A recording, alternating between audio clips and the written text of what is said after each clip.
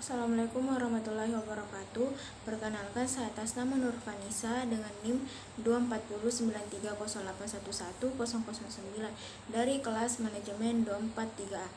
Di sini saya akan menjelaskan atau mempresentasikan resume mengenai materi analisis dan rancang bangun pekerjaan. Mata kuliah Manajemen Sumber Daya Manusia dengan dosen pengampu Pak Adi SE MM. Analisis dan rancang bangun pekerjaan merupakan bagian penting dalam manajemen sumber daya manusia. Analisis pekerjaan berfungsi untuk mengetahui tugas, tanggung jawab, serta kualifikasi yang dibutuhkan pada suatu jabatan. Sedangkan rancang bangun pekerjaan bertujuan untuk menyusun pekerjaan agar lebih efisien dan memberikan kepuasan bagi karyawan. Apa itu analisis dan rancang bangun pekerjaan? Analisis pekerjaan adalah proses sistematis untuk mengumpulkan, mencatat, dan mengevaluasi informasi mengenai tugas, tanggung jawab, keterampilan, dan kondisi kerja suatu jabatan. Sedangkan rancang bangun pekerjaan atau job design adalah proses penataan kembali tugas-tugas dan tanggung jawab agar pekerjaan menjadi lebih efisien, efektif, serta meningkatkan motivasi dan kepuasan kerja karyawan. Tujuan dilakukannya analisis dan rancang bangun pekerjaan dalam organisasi adalah tujuan utama dari analisis dan rancang bangun pekerjaan untuk memastikan bahwa pekerjaan yang ada di dalam organisasi dilakukan secara efektif dan efisien, serta memberikan informasi yang diperlukan untuk berbagai fungsi manajemen sumber daya manusia. Selanjutnya adalah langkah-langkah melakukan analisis pekerjaan. Analisis pekerjaan adalah proses untuk mengetahui tugas, tanggung jawab, dan kualifikasi suatu jabatan.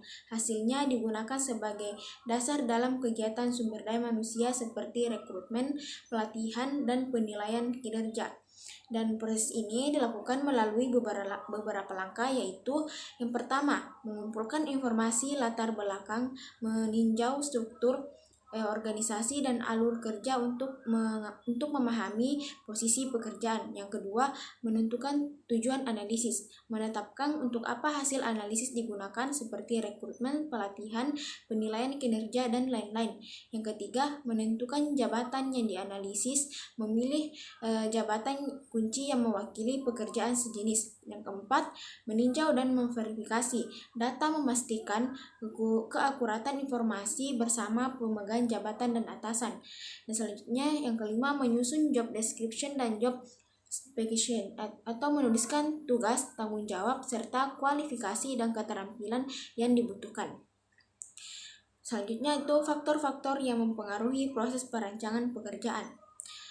Proses perancangan pekerjaan adalah penentuan tugas-tugas dan tanggung jawab apa yang akan dikerjakan, bagaimana cara melakukannya, dan keterampilan apa yang dibutuhkan, serta proses ini dipengaruhi oleh 3 faktor utama yang paling berinteraksi. Yang pertama, faktor organisasional, yang kedua faktor lingkungan, dan yang ketiga faktor keperilakuan atau behavioral.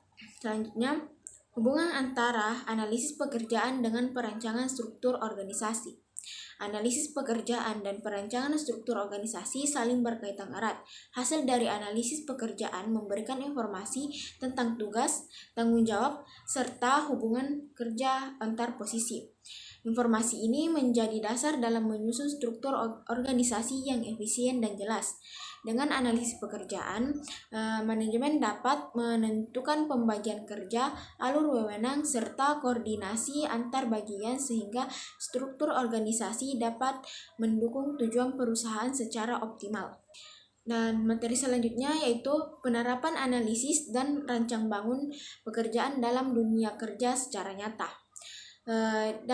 Dalam dunia kerja, analisis dan rancang bangun pekerjaan diterapkan untuk memastikan setiap posisi memiliki tugas dan tanggung jawab yang jelas. Misalnya, saat perusahaan membuka lowongan baru, analisis pekerjaan digunakan untuk menentukan deskripsi tugas dan kualifikasi yang dibutuhkan. Setelah itu, Rancang bangun pekerjaan membantu menyusun sistem kerja yang efisien dan sesuai dengan kemampuan karyawan. Dengan penerapan ini, perusahaan dapat meningkatkan produktivitas, kepuasan kerja, serta efektivitas organisasi secara keseluruhan. Baiklah, kesimpulannya yaitu analisis dan rancang bangun pekerjaan merupakan bagian penting dalam manajemen sumber daya manusia. Melalui analisis pekerjaan, organisasi dapat mengetahui tugas, tanggung jawab, dan kualifikasi yang dibutuhkan untuk setiap jabatan. Sementara itu, rancang bangun pekerjaan membantu menciptakan sistem kerja yang efisien, terstruktur, dan memotivasi karyawan.